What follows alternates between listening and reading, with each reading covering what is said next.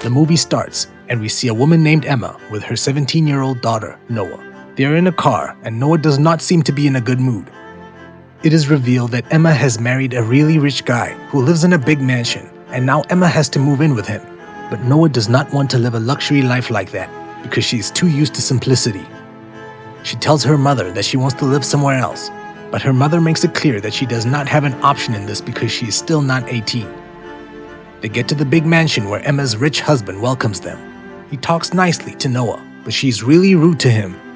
They are then surrounded by servants, and Noah keeps getting annoyed because she's not used to being fussed over like that. Emma tells her to go to a room in the huge gaudy mansion. She goes to the room and checks the closet where her stepdad has already put fancy clothes for her, but she has no interest in those clothes either. She then calls her friend and whines about how her day has been really bad. She tells her that her stepdad is really rich and that now she has many things. She reveals that she does not really care about these materialistic things. Her friend, however, tells her to stop whining, adding that she's really lucky to have all that. She tells Noah that she's actually feeling jealous of her. Later that night, she feels hungry, so she goes downstairs to find something to eat. As she's about to open the fridge, she is startled by a handsome boy the same age as her. This boy is named Nick, and now he's her stepbrother. She starts being rude to him, and when his dog senses the tension between the two, he starts barking at Noah. Nick tells her that his dog does not like it when someone is rude to him. As they argue, the parents show up, and they are happy to see them getting acquainted. Noah then goes back to her room and resumes talking to her friend, who asks her if the stepbrother is handsome. Noah smiles and says yes. All of them go to have dinner that night, and Noah is with the parents when he sees Nick's car going by as well. She sees Nick smoking, and that weirds her out a little bit because she did not expect him to be a smoker. When they're at the restaurant, her stepdad tells her that if she wants, she can use his surname, but she does not want to do it. She always wants to be an independent girl. Nick also shows up at the restaurant, and the stepdad tells her that Nick is a really good boy. He even says that Nick stays away from smoking and drinking, but Noah just saw him smoking, so she knows his secret now. She also gets a bad boy feeling from him, so she's now sure that this boy hides a lot of stuff from his dad. Nick and Noah get to talk again, and both are rude to each other yet again. Noah's mother tells her to behave, and Nick says that he's gonna have to leave now. Noah also wants to get home early, so she says she wants to go too. The parents suggest she go home with Nick, but she refuses. She adds that she does not like him at all, so she's not getting in a car with him. Her mother, however, forces her to go with him. In the car, they keep arguing with each other again. Nick drives rashly, and Noah keeps calling him out for that. He gets annoyed and kicks her out of the car in the middle of a secluded road. He tells her to take a taxi home. She sees a car approaching, and the boy pulls up. He offers her a ride, and she tells him about Nick. He reveals that he knows Nick, adding that he is currently headed to a party where Nick is also present at the moment. They go to that party, and Noah sees that Nick is actually the life of this party and that he's a womanizer. He's surrounded by the popular girls at the party. Nick sees Noah at the party and asks her how on earth did she get there. She does not tell him anything, and he tells her to go home right away. She, however, refuses to get back and even shoves him away. Noah later ends up getting drunk, and now she has no idea where she is or who she is for that matter. Nick carries her to the car and brings her home. In the middle of the night, he carries her upstairs to her room. When she wakes up in the morning, her mother asks her how the movie was. She's weirded out by this question because she did not watch any movie last night. Later, Nick tells her that he left a message from her phone to her mother, saying that she was watching a movie and that she had gotten home on time. They go to the beach that morning, where Nick goes on to take off his shirt, and Noah keeps looking at him in a pervy way. She is joined by a friend who tells her that she should not be looking at Nick like that because he's her brother now. Nick has a race that night. He's a car racer, and Noah also comes to see the race. The race is about to start when Nick sees her there, and he's not happy about her being there. The race begins, and Nick is not able to concentrate because he's disturbed by the fact that some boy is being handsy with Noah. He's also not able to take his eyes off her because she is looking really hot. But he finally remembers that he has a race to win, so he now focuses on the race and comes out victorious. When they are partying hard after the race, Noah receives a message, and she is shocked to see her boyfriend kissing her friend. She is really angry. She decides to take revenge by doing a stupid thing. She goes to a random boy to kiss him, but Nick gets there just in time. Nick then sees the photo on Noah's phone and understands why she was about to kiss a rando. He makes a deal with her. He says if he kisses her right now, she's gonna have to leave, and she agrees. They then go on to kiss. and Noah takes a picture and sends it to Dan. Noah then goes to sit in Nick's car, and Nick's rival racer is also there. She talks to him, and the next thing we see, she's having a race with him. When Nick sees this, he gets really worried about Noah, but she ends up winning the race. Noah, however, has no idea that she has broken some rules, and now Nick has to pay for that. Nick has to give up his car and some cash as well. Noah then starts fighting with the other boy named Ronnie, and when Ronnie badmouths her, Nick gets pissed and goes on to punch Ronnie. Noah is really scared, but Nick brings her home in time. The next morning, she is woken up by her mother, who tells her that her stepdad has arranged a party. Nick has not been coming home since the last few days, but her mother tells her that he will be at the big party. Noah gets ready for the party, and she's the most beautiful and hottest girl there. Nick, however, does not come to the party. When the party is over, Nick finally comes home, and Noah is sitting in the lounge alone.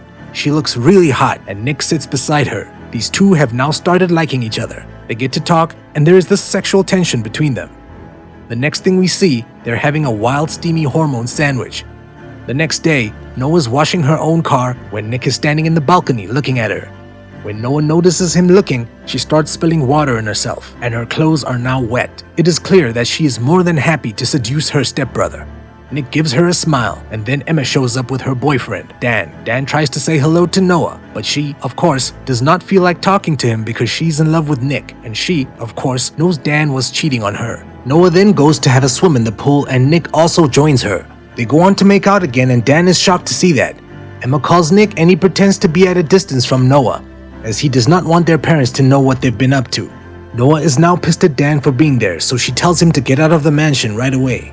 Dan tries to apologize to her, saying he was really missing her, so he ends up kissing her best friend, which, of course, is illogical, so Noah does not give a crap.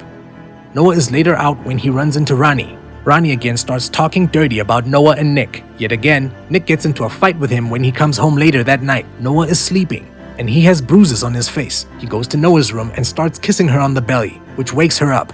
She punches him, but when she notices his bleeding nose, she asks him what happened. They again go on to have a wild steamy hormone sandwich, and Dan sees them doing so through the window. Noah goes to Dan and tells him to get out of there, adding that he is not supposed to tell anyone what he just saw between Nick and Noah. The next morning, Dan leaves many letters for Noah and leaves. Noah takes a sigh of relief. She goes to a party with Nick later. Nick is with his friends, and when the friends go away, Nick and Noah start making out. Nick's friend sees that and tells Nick that Noah is his stepsister, so he should not be making out with her. Nick is about to have a one-on-one fight, but Noah tells him not to do so. Nick, however, does not want to back down, so Noah comes out while Nick fights. Nick wins the fight and joins Noah outside, who is really angry at him. These two end up getting into an argument when Nick sees her talking to another boy. Nick gets aggressive with that boy, and Noah does not like that. She tells him to stay in his limits, adding that they are not a couple, so he should stop acting like a possessive boyfriend.